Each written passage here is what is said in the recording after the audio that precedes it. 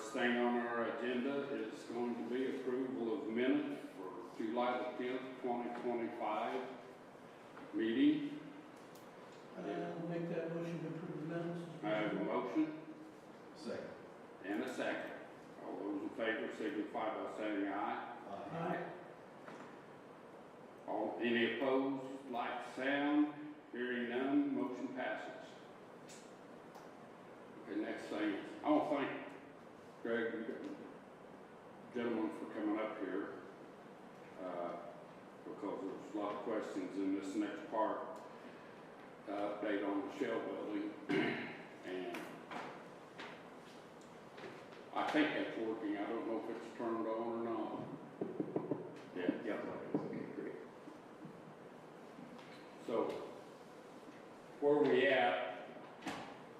We have some concerns as a group, I think. Yeah, and that's why we're here, is to address those. It sounds like we actually should have been at the last one, because I've heard that you've been getting comments from folks, and so what we're here to do today is to give you an update and to answer any questions that you also have. Very good. Chris, I know some of you have met Chris here over the last month.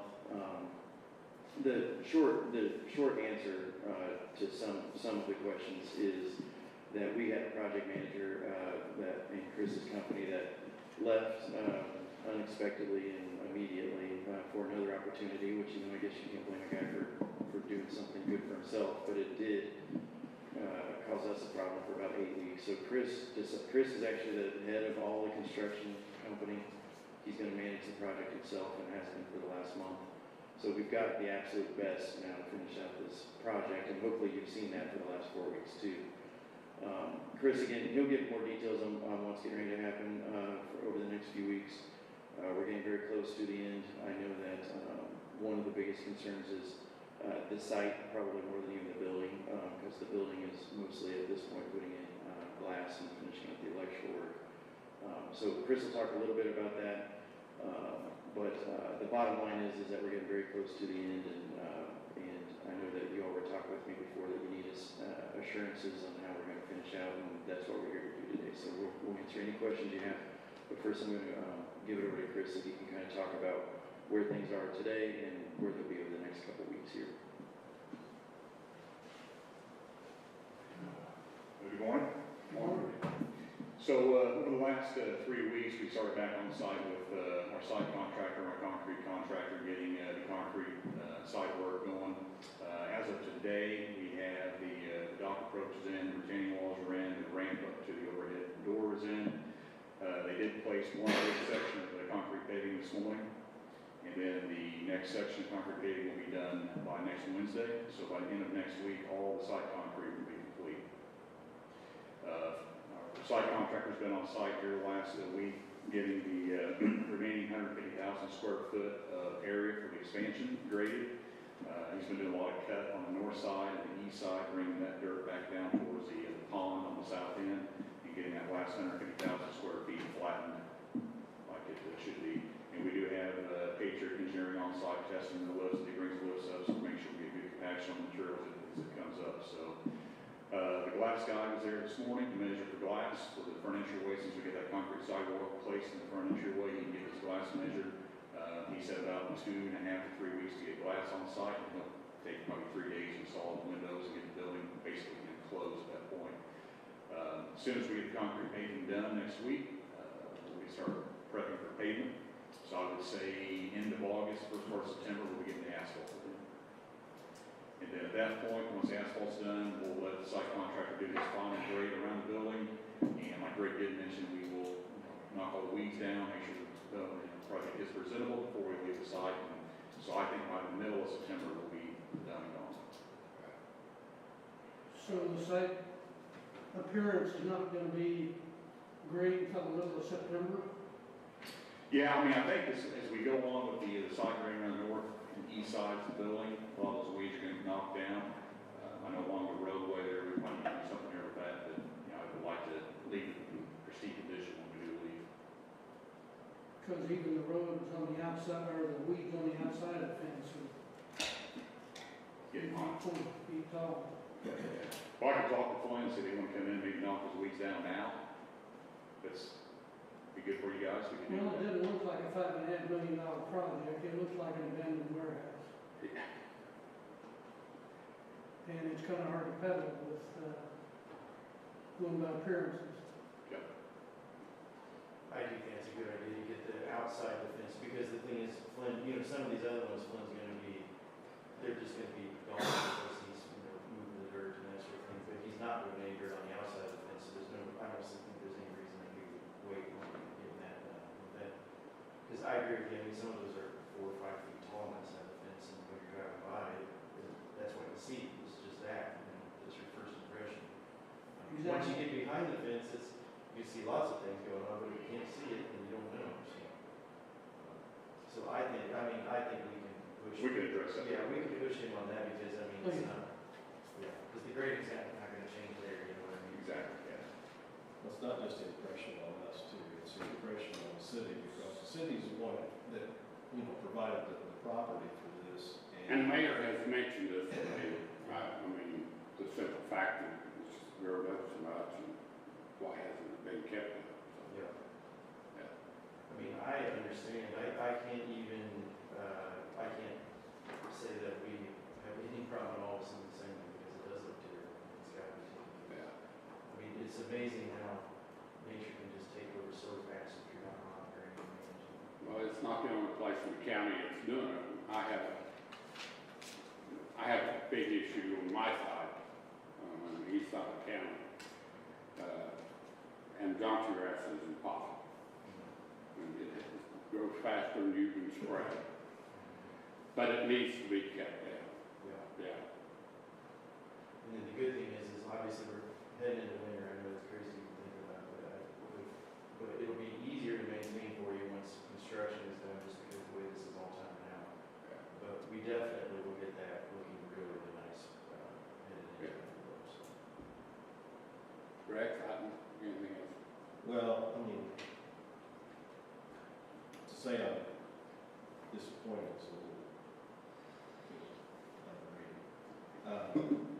Chris, I'm not gonna blame you, because you're coming up on this after, you know, after. That's what I'm here for. You're I kind got of, broad shoulders, go you're ahead. kind of cleanup, you know, person right now, so, you know, I appreciate what you're getting done at this point. You know, we had a site visit and meeting on site in April, Mhm. and we had representative from Law was there, we had the site manager at that time that was there. I think that was right before he left, I think he left the next week. Next week? You ready? It might have even been the next day. You know,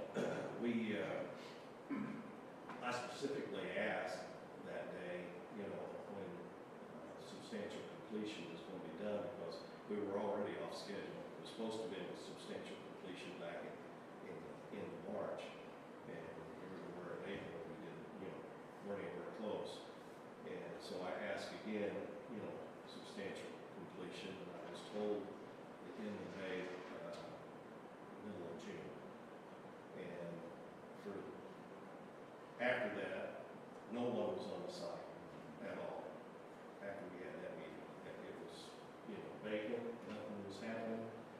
And, you know, at that point, we made a mistake by not demanding, you know, somebody come in and explain to us what was going on. We should have had monthly reports given to the committee here, and we didn't, part of that, I said, it was our fault for not demanding it. Right. But that's a lesson learned for our part from now on. There will be, you know, monthly reports as far as what the progress is. But it has impacted what we're doing, because we're getting to the point right now where we're going to be, you know, bonding, and that's going to start our clock. We don't have a problem, so. Yeah, that starts our clock, our 25-year clock. And so, you know, at this point right now, we have an ability to sell, you know. But yeah, there's, hopefully, you know, I'm sure that we will demand that we go on site and be able to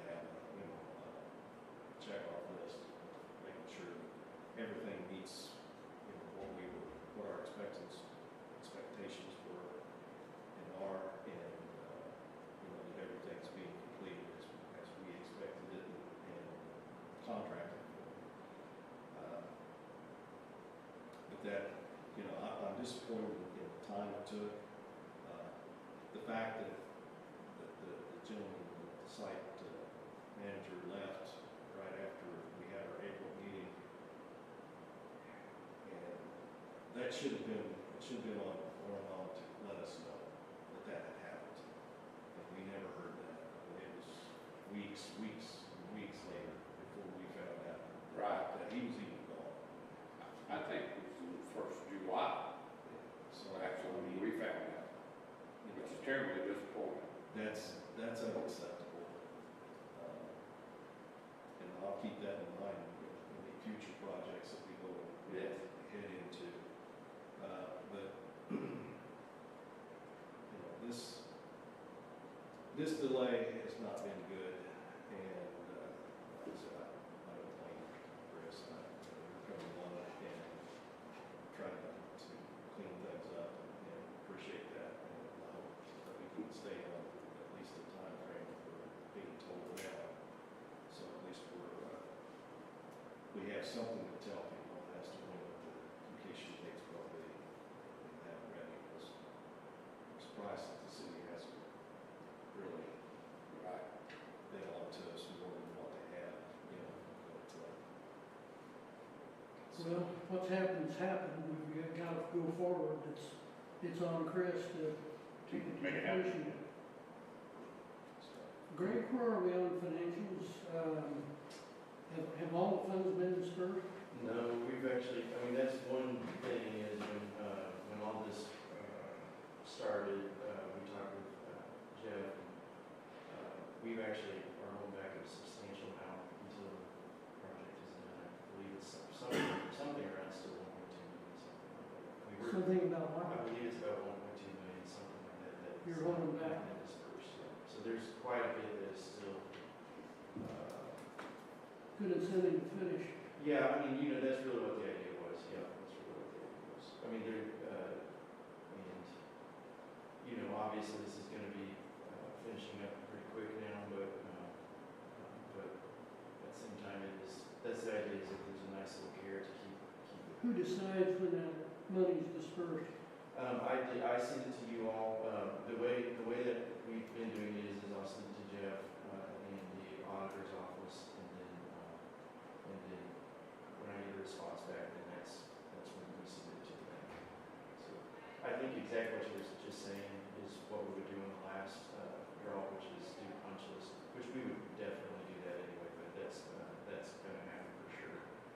And then punch list becomes part of the last draw. And then retainage is then released once the punch list is complete. So again, there'll be a substantial amount that'll be held for that. Also, originally, whenever they first cleared that site, they cleared the pad forward. They pushed off all topsoil so they could build there. And then I'm assuming he hauled it off, and now we're having to pothole our own ground to get enough top dirt to go back and put over the place. Yeah, I'll talk to Greg about that again. You know, we'll have the yard areas that were designated to be seeded, Yeah. to have topsoil brought back in those areas there. Now, the building pad itself, the expansion area, I don't see any reason to topsoil all that area, Okay. because it's gonna be built on, I mean, we'll seed it, Yeah. you get some vegetation grow on it, but, I mean, all the permanent yard areas will be topsoil and seeded. But you generate some pretty good sized holes. I mean, they're in the corner and. Well, that's all that fill material they're bringing down to the south side there, Phil, because that was like about a 10-foot low area there by that pond, had to be filled up, they're still working on it. So that's all part of the grade work later on. Okay. So one of the things we're blessed with on that side is that it's basically a balanced site. But it's because the north end is so high and the south end, you might get my direction Yeah, right. you're right. It's north is so high and south is so low. So it's great that we don't have to take the dirt very much, we don't have to find it anywhere else. But, Yeah. It's, I mean, that makes sense. The closer it is, the better it is, but yeah. it's still holding water on the north side of the building, and they're in clay already, so it's not going to go down. It's gonna have to run off. Another thing, power.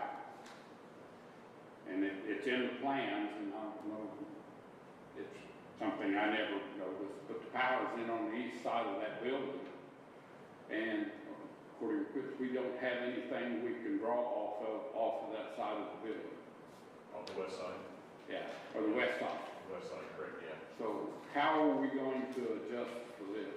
Well, one note is that Duke, is eventually, so this is part of before Chris was there, because I was on some calls with Jim at the time, was talking with Duke.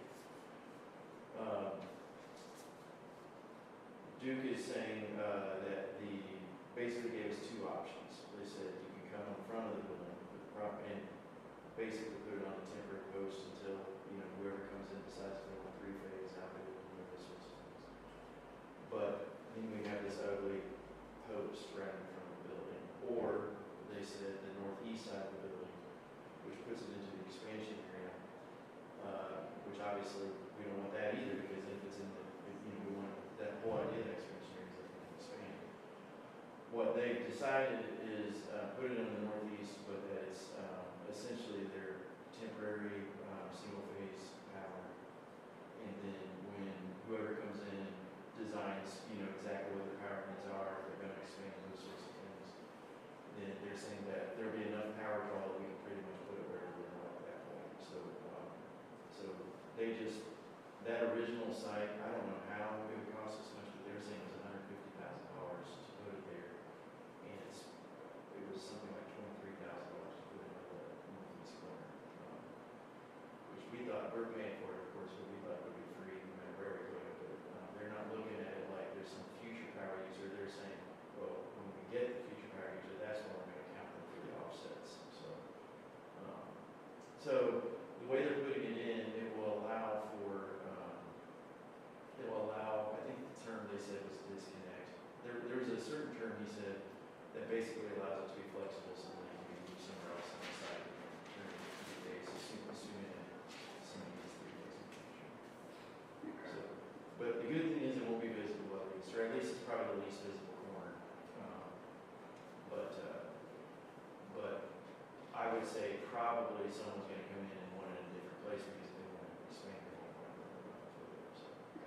They also want us to put in the conduit, which again is no problem. We'll do that. We've got to obviously have it graded before we have the conduit put in there. So that's another thing that we have. The grade, the I'm grade, out of questions. We're good. the grade on the inside of the building, has that been leveled out pretty much? It's 98% complete. Okay.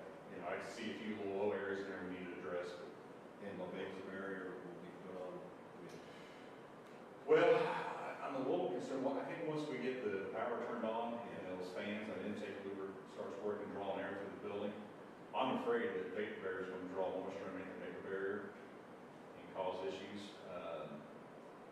I would like to maybe just hold off on that and let's get through the first few months, see if we have any issues in the building. This is one of those things. It's not really a money issue. It's just more preference more than anything. We've done the majority of it. We've done the cross ventilation fan we've never one time had a moisture problem. But we've had some with vapor barrier, some without. Definitely the majority. I think we've done 2 with vapor barrier. Again, it's not a money issue whatsoever. It's really just a preference issue. So. We have materials, so if we see we have an issue, we can always put it down. Yeah. yeah, no. We visited one building that had issues. Yes. Yes. I know what one you're talking about. Yeah. That one wasn't ours, of course, but yeah, I know exactly what you're talking about.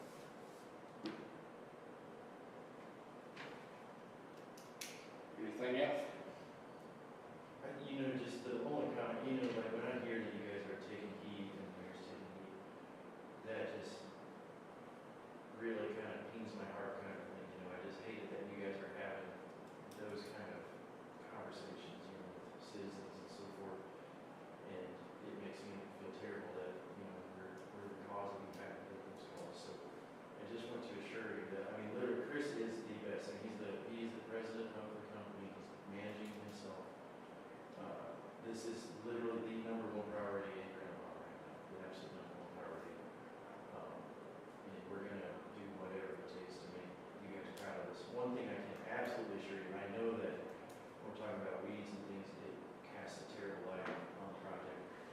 It'll look great when we're done. That's one thing we promise you. But the other thing is like none of this is permanent quality issues.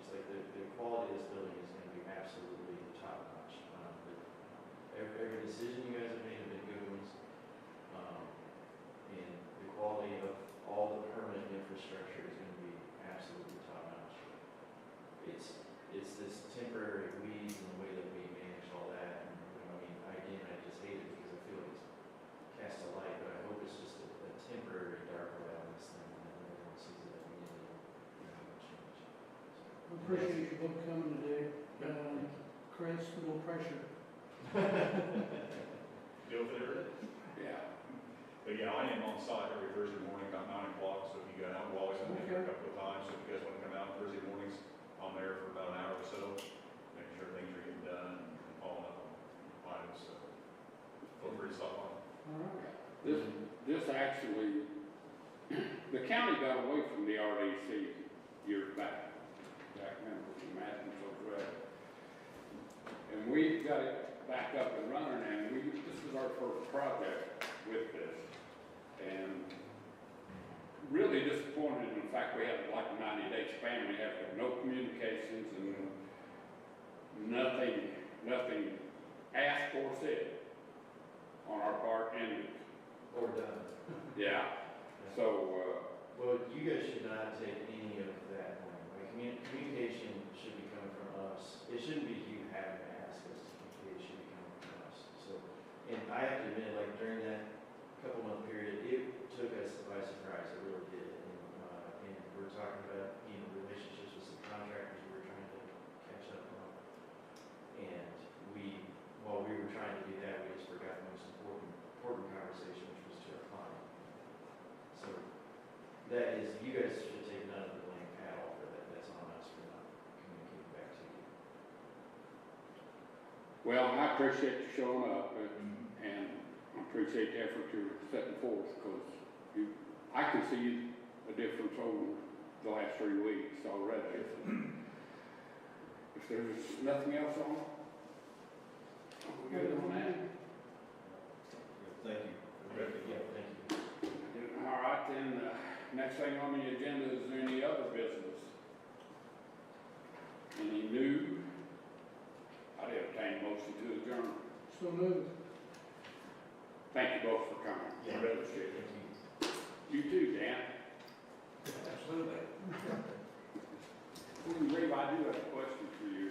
The mayor would like